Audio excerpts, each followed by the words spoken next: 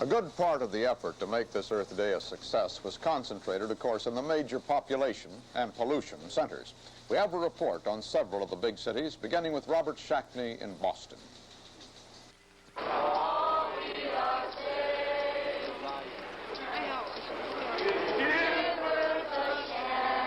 It had been a small and it seemed a thoroughly peaceful, non-disruptive demonstration. Students finishing Earth Day with what they called a die-in at Boston's Logan Airport. Coffins to symbolize the problems of airport and airplane pollution. In the name of the Commonwealth of Massachusetts, I command all persons here assembled immediately and peacefully to disperse. It wasn't clear why the state police ordered the demonstrators out, but they were leaving when, for no visible reason, trouble. The police charging the crowd, seizing the coffins, pushing those who moved too slowly, and arresting 13.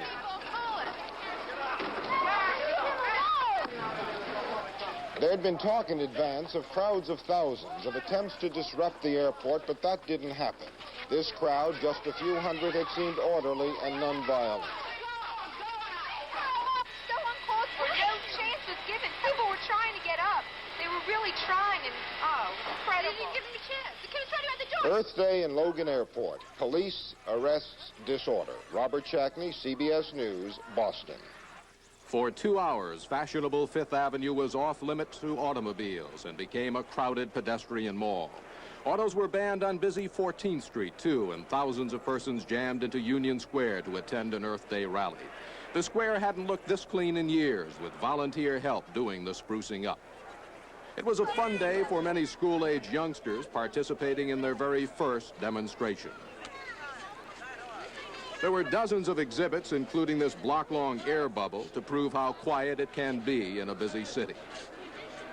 The 2 streets that were blocked off provided islands of quiet. The quality of the air improved, but you didn't have to go far to find Manhattan as it really is. Morton Dean, CBS News, New York.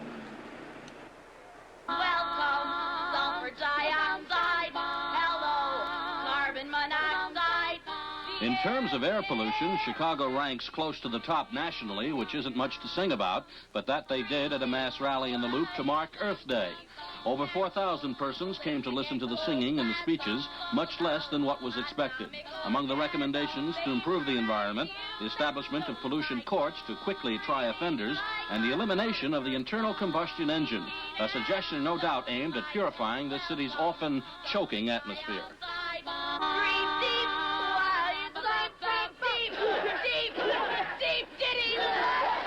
Ike Pappas, CBS News, Chicago. Thousands of students demonstrated at colleges and universities throughout the West. At Caltech, while others did the talking, one toddler was doing his own bit to protect the environment. One of the talkers was Dr. James Bonner, a biologist. When we look around our Earth and see the ability that man has shown to devastate our Earth, it makes one think that the whole world would be better off if man hadn't been invented. Black balloons by the hundreds represented pollution of the land, sea, and air. The same symbolism at Stanford University, where the center of attraction was an ecology fair. One demonstration showed poisonous emissions from an automobile. Another exhibit urged useful recycling of waste products.